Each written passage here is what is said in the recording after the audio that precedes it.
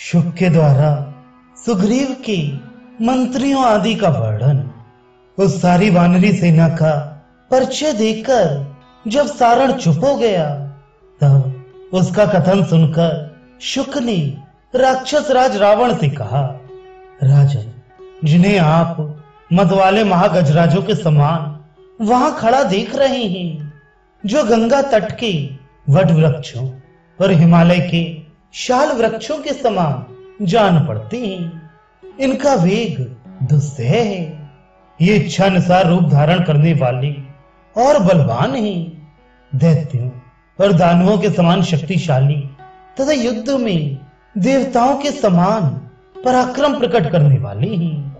इनकी संख्या 21 कोटि सहस्त्र सहस्त्र शंख और 100 बृंद है। ये सबके सब वानर सदा किष्किंधा में रहने वाले सुग्रीव के मंत्री हैं। इनकी उत्पत्ति देवताओं और गंधर्वों से हुई है। ये सभी इच्छानुसार रूप धारण करने में समर्थ हैं। राजन, आप इन वानरों में देवताओं के समान रूप वाले जिन 2 वानरों को खड़ा देख रहे हैं, उनका नाम है मेंद और द्विविद। युद्ध में उनकी बराबरी करने वाला कोई नहीं है। ब्रह्मा जी की आज्ञा से उन दोनों ने अमृत पान किया है। ये दोनों भी अपने बल पराक्रम से लंका को कुचल डालने की इच्छा रखते हैं। इधर जिसे आप मद की धारा बहाने वाले मतवाले हाथी की भांति खड़ा देख रहे हैं, जो वानर कुपित होने पर समुद्र को भी विक्षुब्ध कर सकता है, जो लंका में आपके पास आया था और विदेह नंदिनी सीता से मिलकर गया था, उसे देखिए। पहले का देखा हुआ ये वानर फिर आया है। ये केसरी का बड़ा पुत्र है, पवन पुत्र के नाम से विख्यात है। इसे लोग हनुमान कहते हैं। इसी ने पहले समुद्र लांघा था।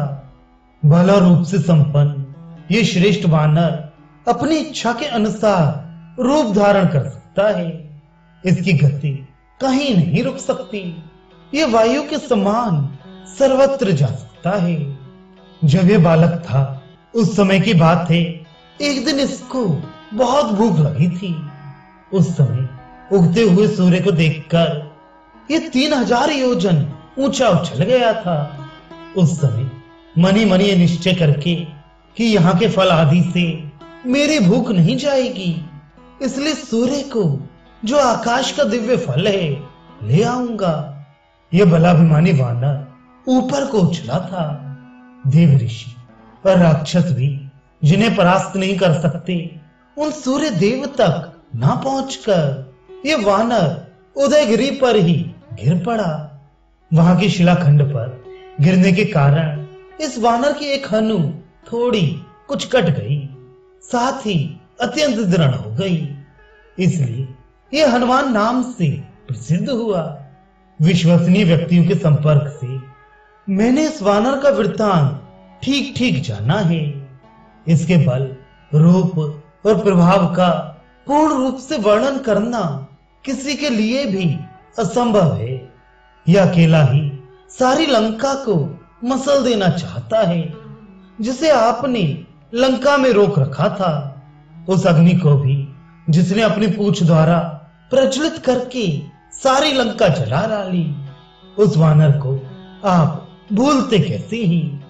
हनुमान जी के पास ही जो कमल के समान नेत्र वाले सांवले शूरवीर विराज रहे हैं, वे इक्ष्वाकु वंश के अतिरथी हैं। इनका पौरुष संपूर्ण लोकों में प्रसिद्ध है। धर्म उनसे कभी अलग नहीं होता। वे धर्म का कभी उल्लंघन नहीं करते। तब ब्रह्मास्त्र और वेद दोनों की ज्ञाता है। वेद वेदताओं में इनका बहुत ऊंचा स्थान है। ये अपने बाणों से आकाश का भी भेदन कर सकते हैं। पृथ्वी को भी विदीर्ण करने की क्षमता रखते हैं। इनका क्रोध मृत्यु के समान और पराक्रम इंद्र के तुल्य है। राजन, जिनकी भार्या सीता को आप जन स्थान से हर लाई हैं, वे ये श्री राम आपसे युद्ध करने के लिए सामने आकर खड़े हैं। उनके दाहिने भाग में जो ये शुद्ध स्वर्ण के समान कांतिमान विशाल वक्ष स्थल से सुशोभित कुछ कुछ लाल नेत्र वाले तथा मस्तक पर काले काले घुंघराले केश धारण करने वाले हैं।